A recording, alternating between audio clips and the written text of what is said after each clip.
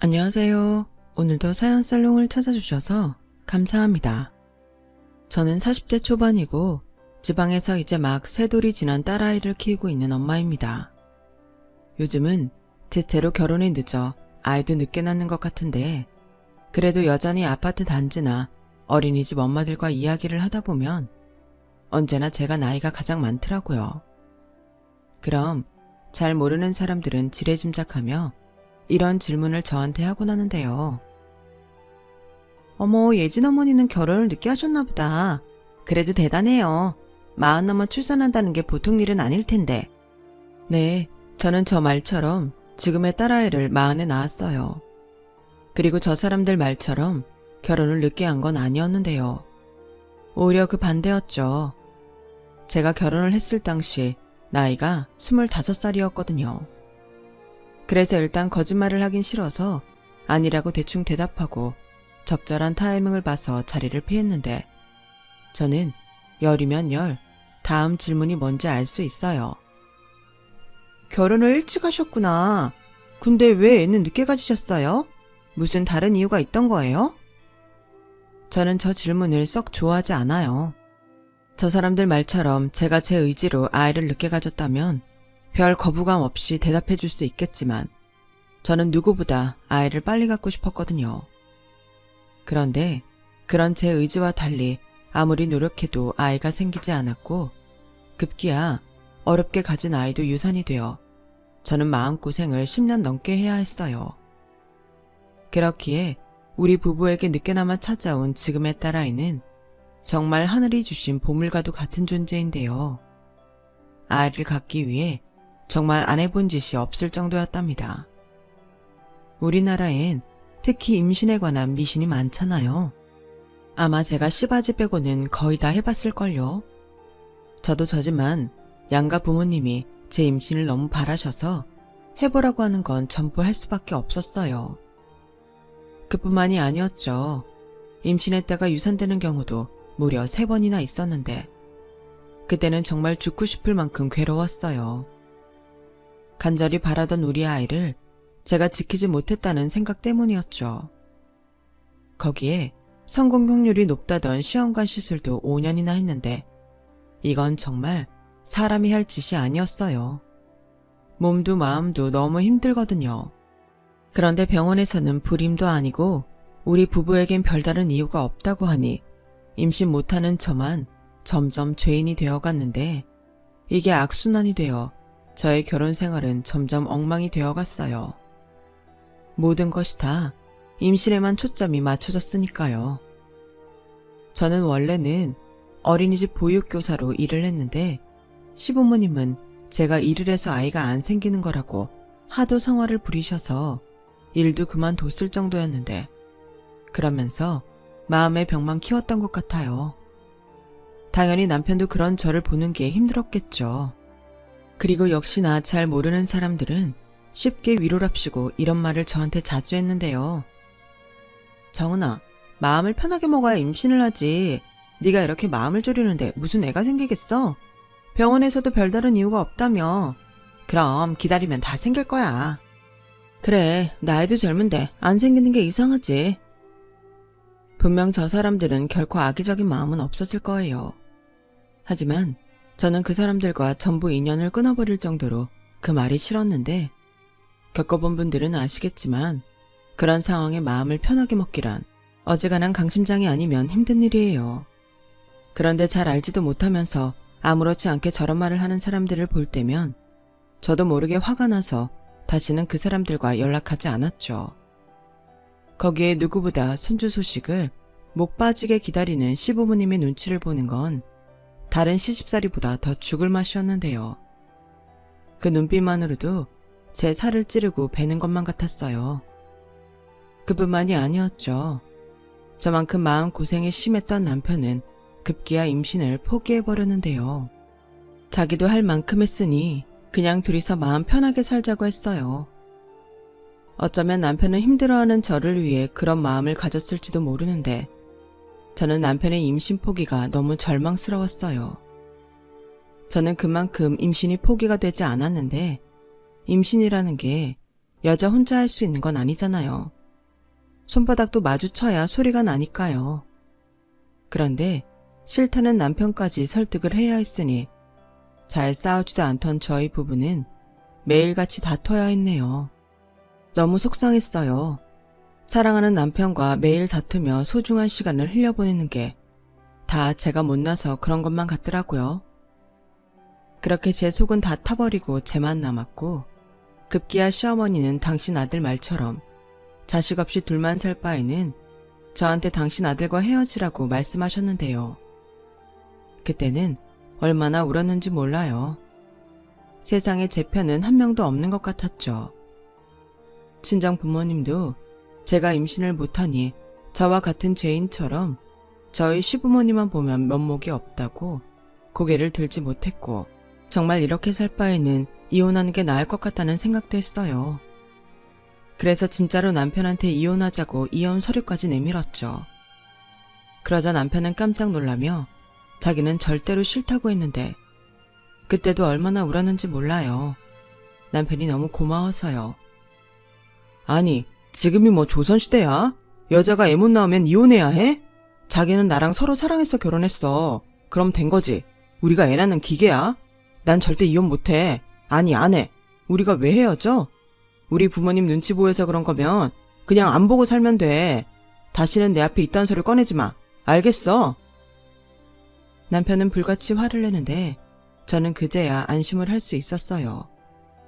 알게 모르게 자꾸 임신이 되지 않으니 남편 마음도 저한테서 떠났을 거라고 생각했거든요. 하지만 그렇다고 제 마음이 완전히 가벼워지진 않았는데, 사실 남편도 누구보다 아이를 원했거든요. 같이 마트나 길에서 아장아장 걷는 아이들만 보면 남편은 저 모르게 눈물을 훔칠 때도 있었는데, 그 모습을 옆에서 보고 있으면 남편이 제가 아닌 다른 여자를 만났으면 어땠을까? 미안한 생각밖에는 들지 않았어요. 지금 생각하면 그때는 임신을 못한다는 이유만으로 자존감이 밑바닥까지 떨어졌던 것 같아요. 제가 원래 그런 사람은 아니었거든요. 어린이집 교사인 만큼 말도 잘하고 항상 명랑한 사람이었는데 어느덧 그런 제 자신을 잃어가고 있었던 거죠. 하지만 그렇다고 포기할 순 없었어요. 저와 남편을 닮은 아이가 어떻게 생겼을지 너무 궁금했거든요. 그리고 여기서 포기하면 영영 저와 남편을 닮은 아이는 보지 못한다고 생각하니 그건 너무 괴로웠어요. 그래서 주변에서 입양을 권할 때도 저는 싫다고 했죠. 입양이라는 게 내가 임신을 못해서 어쩔 수 없이 선택하는 차선이 되면 안 된다고 생각했거든요. 그리고 그 생각은 지금도 변함이 없어요. 제가 만약 나중에 입양을 고려한다면 그때는 순수하게 제가 그 아이와 가족이 되고 싶어서 내린 결정일 거예요. 남편도 그런 제 생각에 동의해줬고요. 저는 꿈이라고 말하긴 뭐하지만 결혼 전 늘 자상한 남편과 귀여운 아이들이 있는 행복한 가정을 꿈꿨어요. 요즘 세상에 그런 꿈을 꾸는 여자들은 잘 없는 것 같은데, 저는 대단한 성공을 한 여자보다 그런 엄마이자 아내의 삶을 살고 싶었죠. 그러면서 자연스럽게 운명처럼 자상한 남편을 만나 연애를 하면서 꿈꾸던 미래에 한 발짝 다가갔다고 생각했는데, 제가 이렇게 임신 때문에 고생할 줄은 꿈에도 몰랐어요. 워낙 어릴 때 결혼을 했고 젊으면 젊을수록 임신하기가 쉬우니까 제가 마음만 먹으면 아이는 언제든 가질 수 있다고 생각했는데, 제가 너무 쉽게 생각했죠. 임신이 이렇게나 어려운 일인 줄도 모르고요. 저는 그렇게 임신이 되지 않는 가운데 결혼 10년이 지났어요. 남편은 어느새 모든 걸 포기했는지 부부 사이도 예전 같지 않은 것 같았고, 시부모님의 불만은 극에 달았죠. 저희 시부모님이 전형적인 옛날 분이시거든요. 그래서 시집온 며느리가 그 집안의 핏줄을 낳지 못한다는 건 소박을 당해도 싸다고 생각하셨고, 저를 애물단지로 여기며 파출부처럼 부려먹었어요. 너 오늘 겨울 이불이랑 커튼들 전부 세탁해라. 애도 못 낳는데 그런 거라도 해야지. 어머니, 그걸 전부 오늘 다 해요? 그래, 내 아들이 착해서 지 애도 못 낳는 널 데리고 사는데 너는 그 정도도 못해? 내가 너만 생각하면 혈압이 올라. 너 하나 임신시키겠다고 그동안 공들인 게 얼마니? 내 정성이랑 돈이 아깝다 아까워. 너 그거 다 네 몸으로 갚아. 어머니 속상한 건 이해하고 제가 기대에 부응하지 못해 죄송한데요. 그래도 아직 저희 노력하고 있어요. 너무 그렇게 매도하지 말아주세요. 매도? 노력? 웃기고 있네. 그럼 예전에는 노력을 안 했니? 다 늙어서 네가 퍽도 임신을 하겠다. 됐으니까 오늘 안에 그거 전부 빨고 방충망들도 전부 닦아놔. 나는 손목이랑 허리가 시원치 않아서 못하겠다. 설마 임신도 못하는 주제에 불만 있는 거 아니지? 시어머니의 시집살이와 구박은 그렇게 무슨 대단한 명분이라도 있는 것처럼 날로 심해졌어요. 그리고 그러던 어느 날 남편보다 3살 어린 시동생이 집안을 발칵 뒤집어 놓을 소식을 전했는데요. 글쎄 만나는 여자가 임신을 해서 결혼을 해야 할 것 같다고 하더군요. 그것도 대기업에 다니는 여자라며 자랑하듯 말을 하는데 시동생도 자기 부모님이 손주를 기다리고 있다는 걸 잘 알고 있었거든요. 시동생은 남편과 다르게 둘째라서 그런지 눈치도 빠르고 얄미운 스타일이었는데 그때는 속도 위반이 무슨 사법고시에 붙은 것처럼 아주 기세가 등등했어요. 당연히 그 소식에 시부모님은 뛸 듯이 기뻐하셨죠. 뭐? 정말? 너 만나는 여자가 임신을 했어? 병원 가서 확인한 거야? 당연하지. 내가 그 사실 알고 엄마 아빠 얼굴이 제일 먼저 생각나는걸. 우리 엄마 아빠 손주 소식 엄청 기다렸잖아. 잘했다 잘했어. 여보, 얘가 우리 소원을 들어주네요. 이제야 조상님 볼 면목이 생겼네. 그러게 말이야. 장훈이 저건 장가도 안 서서 생각도 못하고 있었는데. 그래도 이놈아, 결혼을 하고 애를 가져야지. 에이, 순서가 뭐가 중요해. 여기서 중요한 건 엄마 아빠한테도 이제 손주가 생겼다는 거지. 그리고 효선이가 배 부르기 전에 웨딩드레스 입고 싶다고 최대한 빨리 하재. 우리 효선이가 혼수도 제대로 했으니까 엄마 아빠가 우리 신혼집 좋은 곳으로 장만해 줄 거지? 한강이 보이는 아파트로 부탁해. 우리 효선이 로망이란 말이야. 말해 뭐해. 안 그래요 여보? 아파트가 아니라 궁궐이라도 사주지. 그래. 아들 손자만 턱하고 안겨주면 내가 뭔들 못하겠니? 집안은 서방님의 속도 위반 소식에 축제가 따로 없었어요. 그리고 나중에 인사를 놓은 동서의 첫인상은 참, 이런 말 뭐하지만 서방님과 꼭 닮았더라고요. 얄미운 것까지도요. 예비 동서는 이미 자기의 아빠한테 제 이야기를 들었는지 제가 손윗사람인데도 불구하고 초면부터 저를 무시했어요. 아직 나오지도 않은 배를 일부러 내밀면서요. 너무 어이가 없었어요. 그 모습에 남편도 기분이 나빴는지 우리는 빠지자며 집으로 가자고 했는데 한 가족끼리 경사가 났는데 형이 빠지면 되냐며 시어머님이 못 가게 하시더군요. 그러면서 저한테는 차가운 얼굴로 그러셨어요. 혹시 네가 내 아들한테 집에 가자고 했니? 왜? 너도 여기 있기가 영 민망해? 그러게 네가 먼저 임신을 했으면 이런 꼴을 안 보지. 그러지 말고 너는 거실에 나와 있을 필요 없으니까 주방에 틀어박혀서 음식이나 해라. 우리 둘째 며느리는 채소 많이 들어간 잡채를 좋아한다고 하더라. 너 지금 당장 장바다가 그것 좀 넉넉히 만들어. 둘째 집에 갈 때 싸가라고 하게. 어머니, 아무리 그래도 지금 그걸 저 혼자 하라는 말씀이세요? 그야 당연하지. 여기 일할 사람 너 말고 또 있니? 저는 차마 아무 말도 하지 못했어요. 대신 그대로 시댁을 나와 집으로 와버렸죠. 시댁 식구들은 저를 당연히 장보러 나갔다고 생각했고 남편한테 집에 왔다고 문자를 보내니 1시간 정도 지났을까? 시어머님의 전화가 빗발치듯 울렸어요. 당연히 받지 않았죠. 그리고 저도 서운하고 화가 나서 시댁엔 가지 않겠다고 생각했어요. 시어머님이 저를 무시하는데 동서라는 사람이 저를 어떻게 볼지 뻔하잖아요. 그리고 그동안의 시어머니의 인성으로 보면 저와 동서를 두고 차별을 할 것이 분명하기에 저는 그것도 미리 차단하고 싶었어요. 나중에 남편도 저 하고 싶은 대로 하라고 하더군요. 그런 가운데 서방님의 결혼식이 다가왔어요. 속도 위반이 뭔지 상견례도 생략한 채 3개월도 되지 않아 모든 준비를 마쳤죠.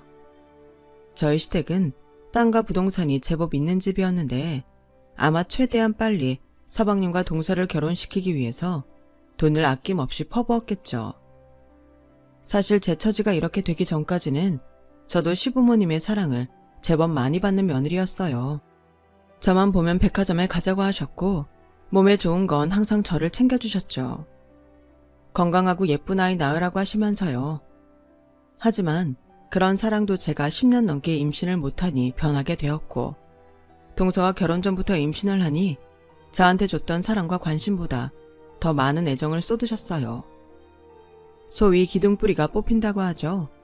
서방님 내외는 동서의 바람대로 한강이 잘 보이는 최고층 아파트에 신혼집을 차렸고 혼수들도 전부 저희 시부모님이 최신 가전으로만 마련해 주셨는데 동서는 아이라는 혼수로 달랑 몸만 시집온 꼴이었어요.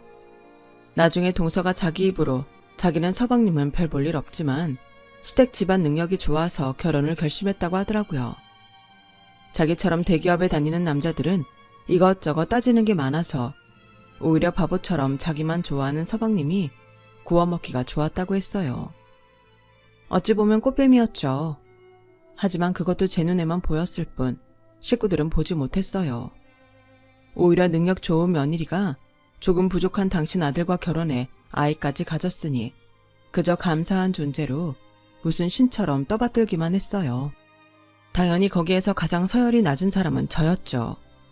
시어머님은 당연히 제가 동서의 뒷바라지를 해야 한다고 생각하셨고 입덧 때문에 고생하는 동서가 너무 안쓰럽다며 저한테 동서 집에 가서 청소와 음식을 해놓고 오라고 하실 정도였어요. 당연히 싫다고 했죠. 가지도 않았고요. 하고 싶으면 어머님이 하라고 했는데 그러자 시어머니는 불같이 화를 내며 저를 못돼 먹은 천하의 나쁜 년이라고 하시더군요. 네가 그래서 애를 못 갖는 거야. 신보가 그 모양이니 삼신할머니가 너한테 애를 점지해 주겠니? 왜? 네가 손윗사람인데 가서 임신한 동서 도와주려니 배알이 꼬이지? 내 아들만 불쌍하지. 너 같은 것만 안 만났어도 지금 애 둘 셋은 낳아서 아빠 소리 들을걸? 어머니, 정말 너무하세요. 어머니도 제가 얼마나 애기 가지려고 노력했는지 아시면서 어떻게 저한테 그런 말씀을 하세요? 저는 동서가 애를 가진 게 싫은 게 아니에요. 어머님이 동서와 저를 차별하시고 저를 막대하시니까 이런 거죠. 아무튼 저는 동서 집에 가서 파출부 노릇할 생각 없어요. 동서가 그렇게 안쓰러우시면 어머님이 하세요. 그리고 미리 말씀드리는데 어머님이 자꾸 그러시니까 저 당분간 어머님 댁엔 가지 않을 거예요. 뭐야? 이게 정말 웃기는 애네? 애도 못 낳는 주제에 며느리 노릇도 안 하겠다? 네, 어머님이 저를 며느리가 아닌 파출부 취급을 하는데 제가 돈을 받을 것도 아니고 거기가 이유가 없죠. 굳이 무시당하고 상처받으려고 거기를 가요? 앞으로는 그이만 보낼게요. 그이가 싫다고 하면 그것도 어쩔 수 없고요. 야, 너 지금 나하고 해보자는 거지? 이게 이제 나랑 내 아들 사이도 갈라놓으려고 작정을 했네. 네가 안 오는데 걔가 우리 집에 오겠어? 너 일부러 그러는 거지? 나 엿먹이려고. 그렇게 생각하시면 어쩔 수 없고요. 그럼 이만 전화 끊을게요. 야, 너 전화 끊기만 해? 너 아주 내 손에 죽어? 저는 수학이 넘어 악을 쓰는 시어머니를 무시한 채 전화를 끊어버렸어요. 그리고 시어머니 번호를 차단해버렸죠. 차단하지 않으면 계속 전화를 하실 테니까요. 그런데 웃긴 건 동서였어요. 그리고 나중에 알았죠. 동서가 시어머님께 저를 자기 좀 도와주러 보내달라고 했다는 걸요. 형님, 저희 집에 안 오시겠다고 어머님이랑 싸웠다면서요? 아니, 형님은 나이도 적지 않은데 어떻게 그렇게 경우가 없으세요? 제가 남이에요? 가족이잖아요. 그리고 형님이 임신 못한 거 제가 이렇게 대신하고 있는데 저한테 고마워하셔야죠. 뭐?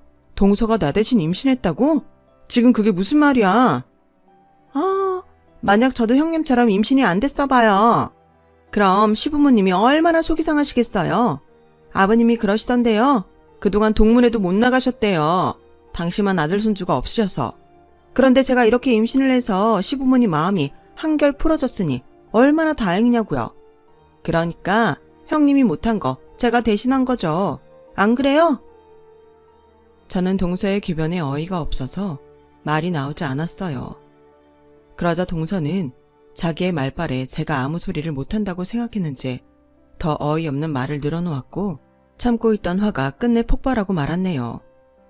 형님, 유치하게 시어머님이 차별한다고 속 좁게 그러지 말고 지금이라도 저희 집에 오셔서 저 좀 도와주세요. 저 정말 아무것도 못하겠단 말이에요.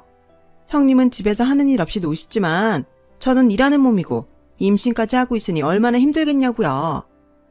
아, 임신 안 해보셔서 설명해도 모르시려나? 동서, 진짜 더는 못 들어주겠다.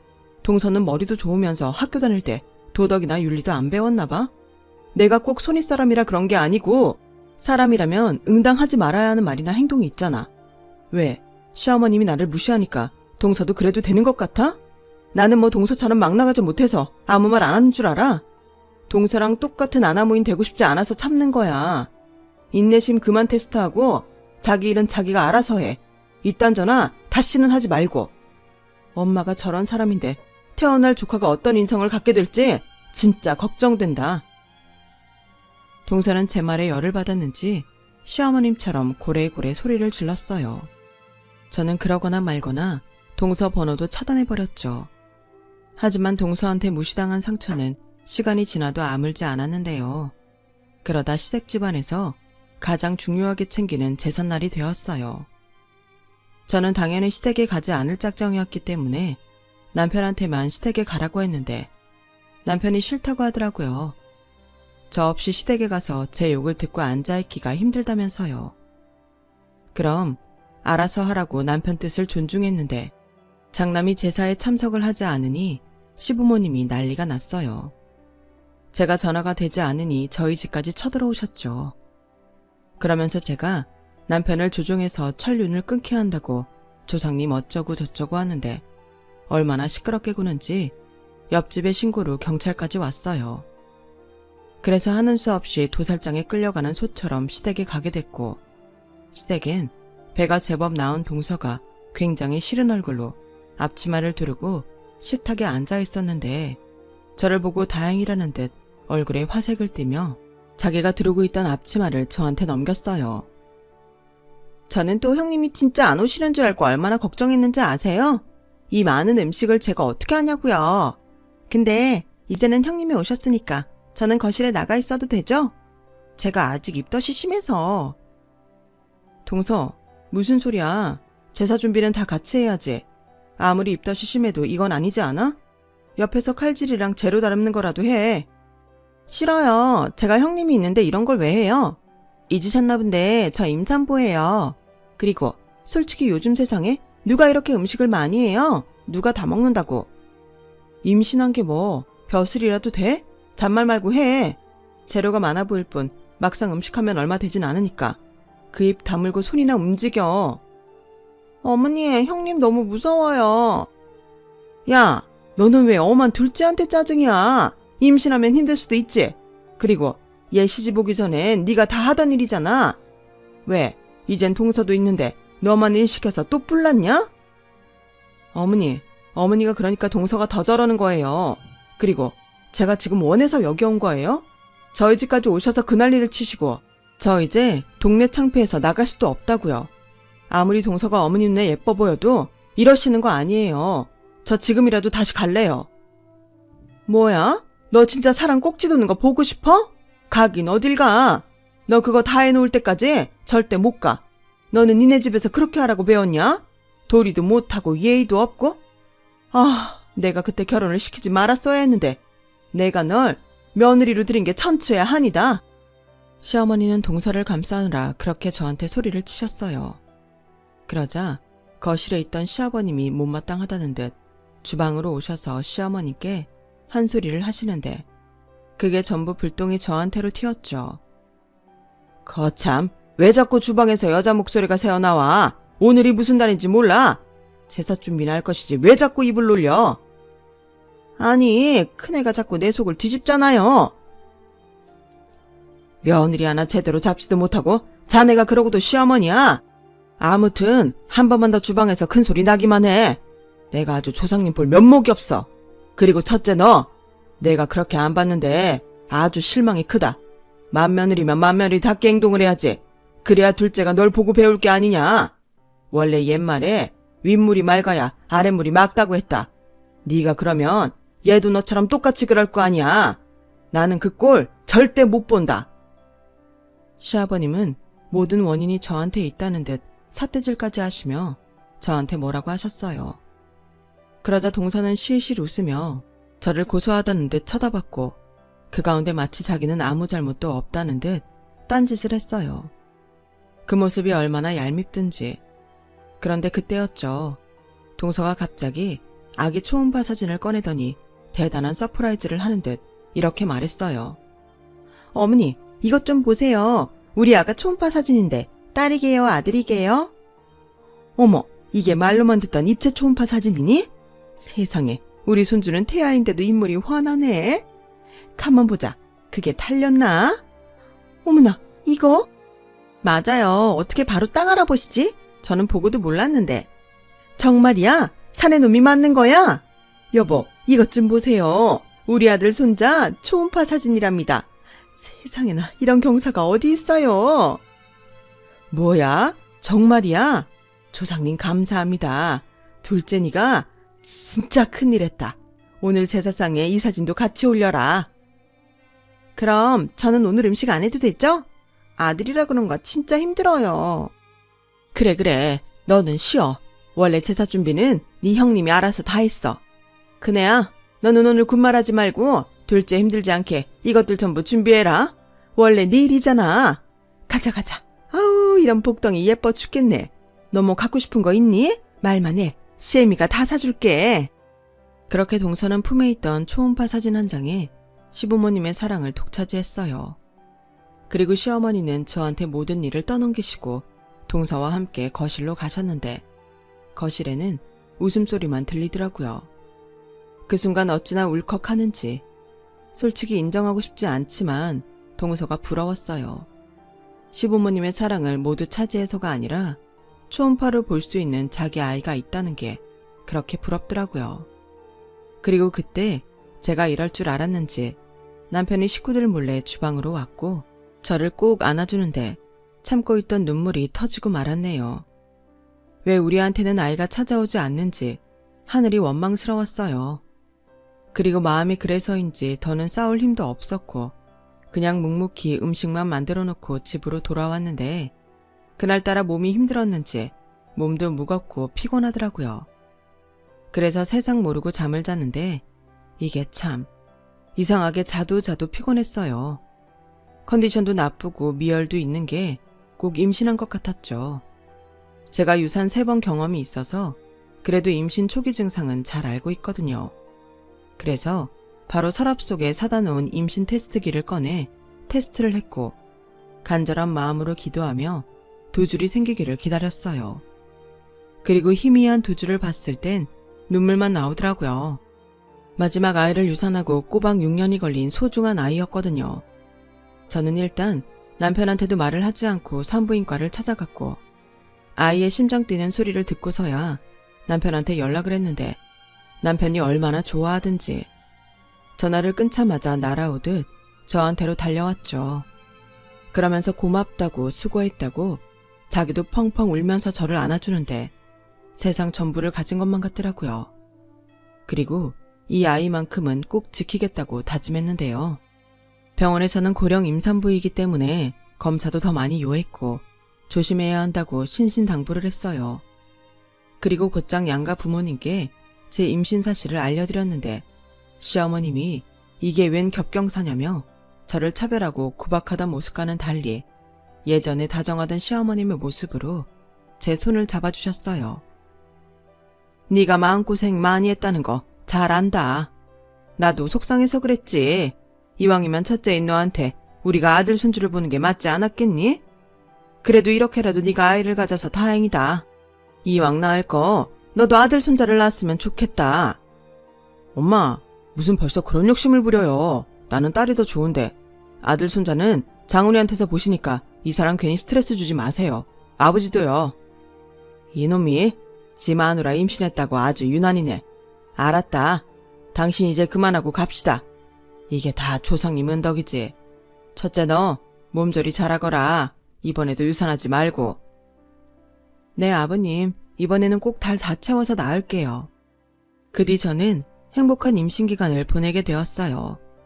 남편이 저 힘들다고 집안일도 자기가 알아서 다 했고 시부모님도 저를 배려하신다고 어지간해서는 저를 찾지 않았는데 그게 또 동서한테는 꼴보기가 싫었던 모양입니다.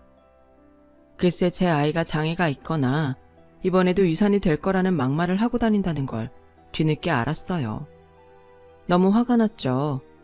다른 건 몰라도 아이에 관한 일엔 용납이 되지 않았으니까요. 그래서 곧장 휴직 중인 동서를 찾아갔는데 시어머님이 동서 집에서 허드렛 일을 하고 있었어요. 어머니가 왜 여기서 이런 일을 하세요? 그야 얘가 힘들다고 하니까. 그런데 이젠 너도 임신을 했으니 너한테 하라고 할 순 없지 않니? 그래서 그냥 내가 하는 거야. 그래도 그렇지. 동서 제정신이야? 어떻게 연세도 많은 어머님한테 이런 일을 시킬 수 있어? 동서 이제 입덧도 끝났잖아. 휴직 중이라 시간도 많으면서. 어머, 웬 참견이세요? 아, 이제 형님도 임신했다고 이제 큰 소리 치시는 거예요? 그 애가 얼마나 버틸 줄 알고? 뭐야 동서? 지금 말 다 했어? 그렇잖아요. 유산도 3번이나 하셨다면서요. 그러면 그 자궁이 문제가 있다는 건데 나도 정상인 애가 나오긴 하겠어요? 나 같으면 그냥 안 낳겠다. 동서 진짜 나는 설마 했다. 아무리 인간이 쓰레기라도 설마 그런 말을 정말로 했을까 싶은데 그 말이 맞았네. 뭐가요? 방금 동서가 자기 입으로 뱉은 말. 여기 동네에도 나 아는 사람 많아. 내가 이 동네에서 근무를 오래 했거든. 아, 그렇구나. 근데 왜요? 제가 뭐 못할 말 했나요? 뭐? 아, 조용히 좀 해라. 그리고 큰애야. 내가 전처럼 너를 막 부려먹는 것도 아닌데 왜 여기까지 와서 그러니? 어머니, 그럼 저 말 듣고 가만히 있어요? 어머니는 아무렇지도 않으세요? 나도 솔직히 말은 안 했지만 걱정이긴 하지. 집안에 장애가 있는 애가 태어나면 그만큼 심란한 일이 없잖아. 어머니! 아, 그만들 하자. 왜 니들은 만나기만 하면 그러냐? 첫째 너는 내가 부르거나 건드리지 않을 테니 애 무사히 낳을 동안 식구들이랑 왕래하지 마. 너야 우리 아들이 워낙에 잘하니까 내 손까지 필요 없을 거고. 네가 정상 아들 손자 낳아주면 어련히 잘해줄 거니까 가서 태교나 잘해. 어머니, 아들 손자는 제가 낳아드리잖아요. 그럼 저한테 잘해주셔야죠. 왜 형님을 챙기세요? 제가 알아보니까 산모 나이가 많으면 많을수록 태아가 지능이 떨어진대요. 원래 엄마 유전자가 중요한 거 아시죠? 우리 애는 분명 저 닮아서 똑똑할 거예요. 정말 동서의 인간 같지 않은 모습은 더는 봐줄 수 없을 만큼 보기가 힘들었어요. 둘 다 임신한 것만 아니면 한바탕 뒤집어 놓고 싶은데 또 무슨 막말로 진상을 떨지 몰라 그냥 돌아왔어요. 제가 거기서 몇 마디 더 한다고 달라질 것도 없고 무엇보다 시어머님의 말이 너무 서운했어요. 저렇게 매일 동서 집에 가서 저런 말을 듣고 계시니 세뇌를 당한 것처럼 보이긴 했는데 그렇다고 서운한 게 서운하지 않은 건 아니잖아요. 그래서 그날 이후 저는 정말 시댁과는 연락도 끊고 오로지 건강한 아이를 출산하기 위해 태교에 집중했는데 제 아이의 성별이 딸이라는 걸 알았어요.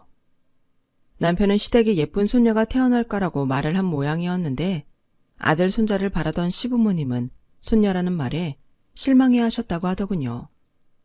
그 모습에 남편도 상처를 받은 것 같았어요. 솔직히 병원에서 아이 성별을 알았을 때 저는 시부모님이 그럴 거라는 건 예상했거든요. 워낙에 아들 하시는 양반들이라 그럴 줄 알았는데 남편은 아니었나 봐요. 그리고 며칠 뒤 남편한테 동서가 아이를 출산했다는 소식을 듣게 되었고 그래도 제가 명색이 큰엄마인데 안 가보는 것도 도리는 아닌 것 같아 병원을 가보니 동서는 엄청 비싼 VIP 병실에 입원해 있더군요. 그뿐만이 아니었어요. 조리원도 1,000만 원이 넘는 곳으로 예약이 되어 있다고 동서가 얄밉게 말하는데 오랜만에 보는 얼굴인데도 사람이 어디 가나 싶었어요. 그리고 추가금으로 50만 원을 준비해 갔는데 액수를 보니 시시하다는 듯 그냥 툭 던져놓더라고요. 싫으면 그냥 돌려줄 것이지 차마 뺏어오지 못한 것이 너무 후회됐어요. 아무튼 그렇게 조카 얼굴 한번 보고 집으로 돌아왔는데 동서는 저한테 자랑을 하기 위해서 반갑지도 않은 영상통화를 계속하더군요. 자기는 아들 손자 낳아서 시부모님께 사랑도 받고 돈도 받았다며 매일 자랑을 하는데 저도 너무 꼴을 보기 싫어서 차단했어요. 애당초 차단을 풀지 않았다면 저 꼴을 안 봐도 됐을 텐데 그때는 몰랐죠. 핸드폰을 바꾸면 차단해 놓은 것도 풀린다는 걸요. 그리고 제가 더 이상 전화를 받지 않자 이번에는 서방님을 시켜 남편한테 똑같은 짓을 하는 것 같았는데 저희 남편이 그런 거에는 좀 무딘 사람이에요. 그러거나 말거나 하는 거죠. 그랬더니 재미가 없었는지 서방님 내외의 자랑질도 멈췄고 저도 몇 달 뒤 진통이 와서 출산을 하게 됐어요. 16시간의 진통 끝에 품에 안게 된 딸아이는 감동 그 자체였죠. 그런데 시부모님은 손녀는 볼 필요도 없다며 병원에도 오시지 않았고 서방님 내외만 제가 조리원에 있을 때 찾아왔는데요. 저처럼 조카 얼굴 보겠다고 찾아온 건 아니었어요. 이번에야말로 아주 큰 자랑을 하기 위해 굳이 산후조리를 하고 있는 저를 찾아온 거죠. 그때는 코로나가 발병하기 전이라서 가족이면 아무나 면회가 가능했고 그들은 저에게 자랑질을 하기 바빴어요. 형수는 아이도 있고 이제 둘째 갖기는 힘들겠죠. 그래서 그런지 엄마 아빠가 우리한테 벌써 재산을 증여하신대요. 땅이랑 부동산이랑 전부 정리해서 저희 아들한테 주신다는데 이거 죄송해서 어쩌죠? 그래요. 저는 괜찮아요. 원래 처음부터 그럴 욕심도 없었고. 그런데 말이 나와서 하는 말이지만 원래 재산 받은 자식이 부모님 부양하는 거 아시죠? 그럼 어머님 아버님 잘 좀 부탁드려요. 서방님 말처럼 저는 노산이라 그런지 아이 낳고 몸이 많이 힘드네요. 어머 형님, 그건 아니죠. 재산은 저희가 받는 게 아니라 저희 아들이 받는 건데 그럼 장남이랑 맏며느리가 시부모님을 돌봐야죠. 동서도 참 양심이 없다. 지금 자기들이 받았다고 자랑하러 왔으면서 지금 시부모님은 나한테 떠미는 거야? 아닌 건 아니니까요. 억울하시면 아들 낳으시던가요. 지금 낳은 걔도 정상인지는 더 키워봐야 하는 거 아닌가? 동서, 내가 전에도 경고했지? 왜 자꾸 경솔하게 그 입을 놀려? 이제 막 태어났어. 어떻게 작은 엄마라는 여자가 그딴 말을 해? 그럼 나도 똑같이 말해줄까? 동서가 낳은 걔도 조심해. 그 인격에 사내 놓으면 각종 문제 일으키겠네. 어머, 나중에 뉴스에서 보는 거 아니야?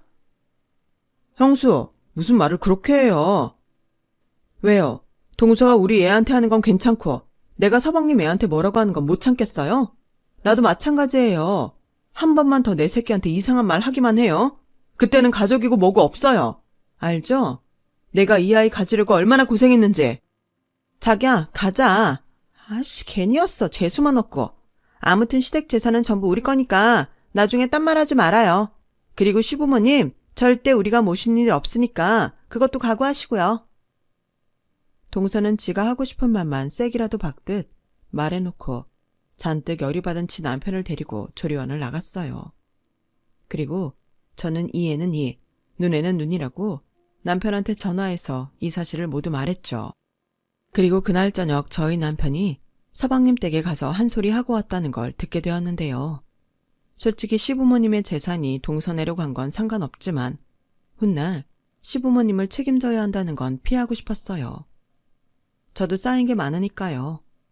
하지만 똑같은 사람이 되고 싶지 않았기에 남편한테는 아무 말 하지 않았는데요. 그렇게 저희 딸이 무사히 100일을 맞이했어요. 그러는 사이 시부모님은 딱 2번 저희 아이를 보러 오셨는데 역시나 아들이 아니라서 서운한 모습이 역력하시더군요. 딸이면 뭐가 어떻다고. 건강하게 태어나준 것만으로도 이렇게 고마운데 저도 엄마라 그런지 시부모님의 그런 태도가 마음에 들지 않았고 그렇다 보니 시부모님이나 시댁 행사에도 소홀히 하게 됐어요. 예뻐 죽겠는 둘째 며느리와 좋아 죽는 예쁜 손자 있으니 괜찮겠지 하는 마음도 있었죠.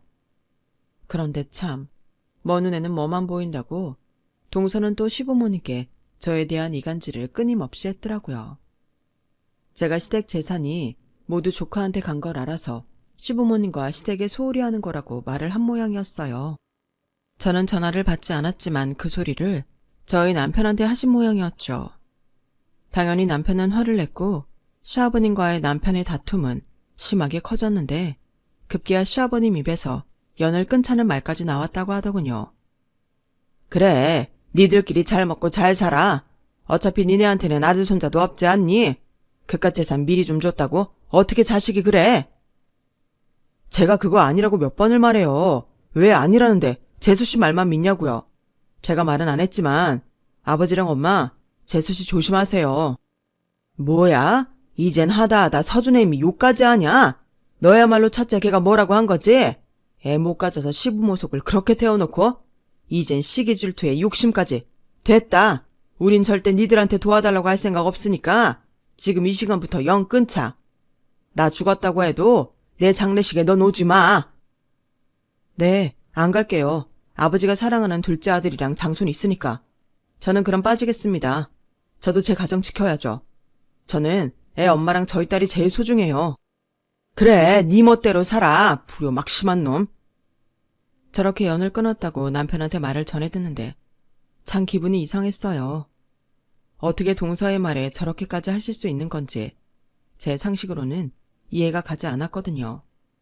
그리고 남편한테 듣기로 재산도 순순하게 시부모님이 주신 건 아닌 것 같다고 했는데 이건 또 뭔가 싶었어요. 자기도 알잖아. 우리 부모님이 아무리 아들 손자 노래를 했어도 당신 손에 쥔 거 절대 놓을 리가 없지. 근데 재근이 형이 그러더라. 아버지랑 장훈이가 재수씨가 같이 내려와서 땅이고 뭐고 다 같이 정리했대. 그럼 이게 뭐겠어?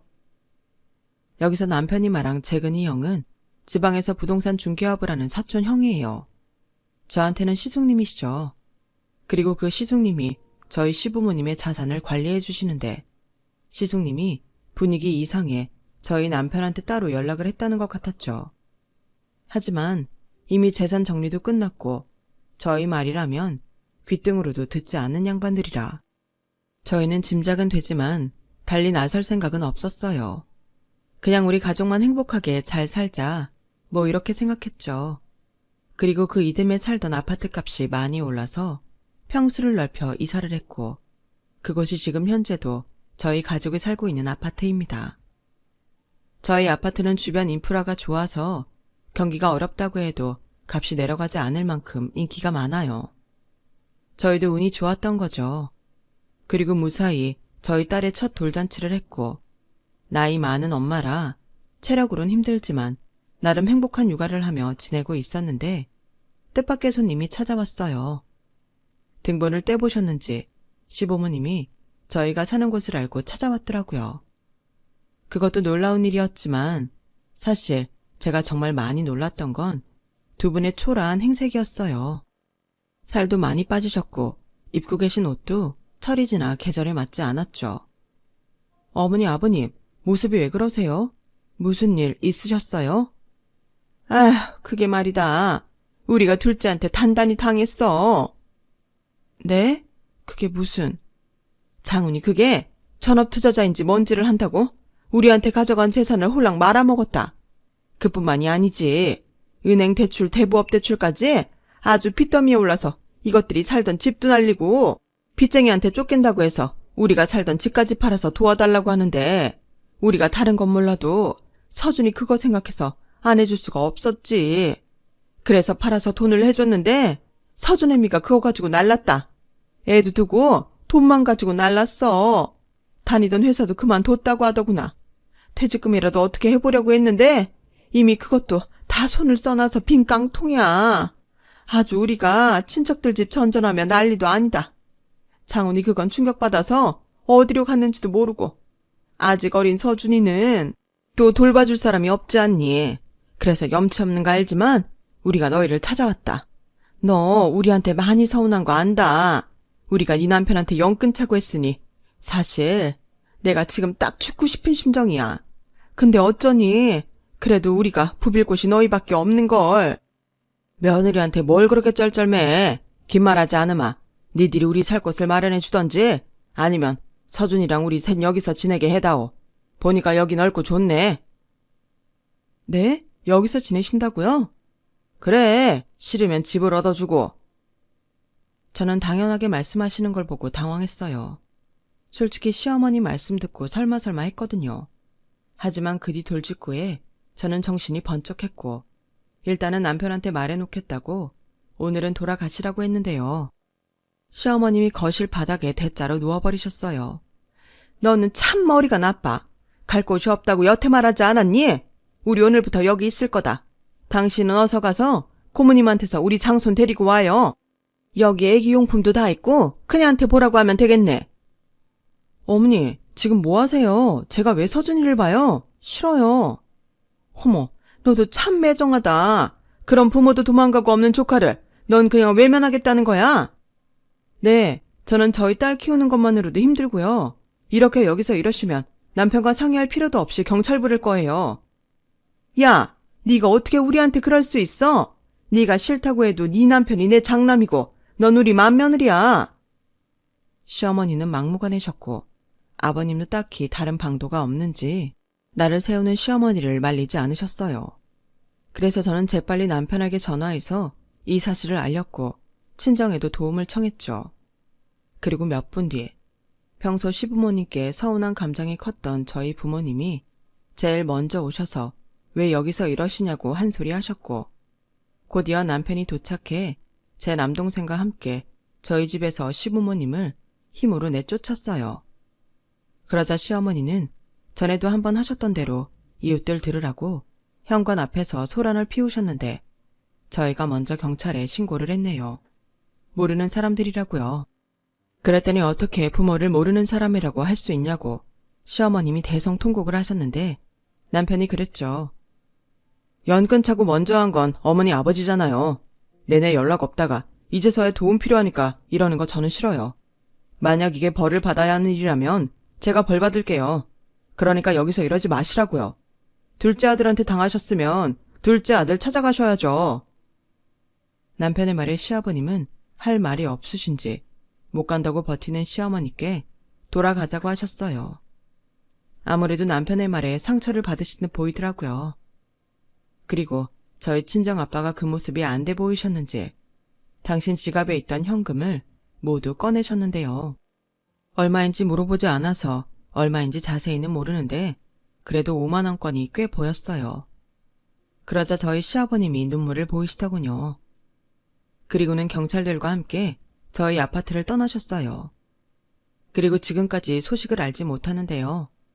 가끔 자식된 도리가 있는데 저희가 잘못한 게 아닌지 문득문득 마음이 힘들 때가 있지만 저희는 그때의 행동을 후회하진 않습니다.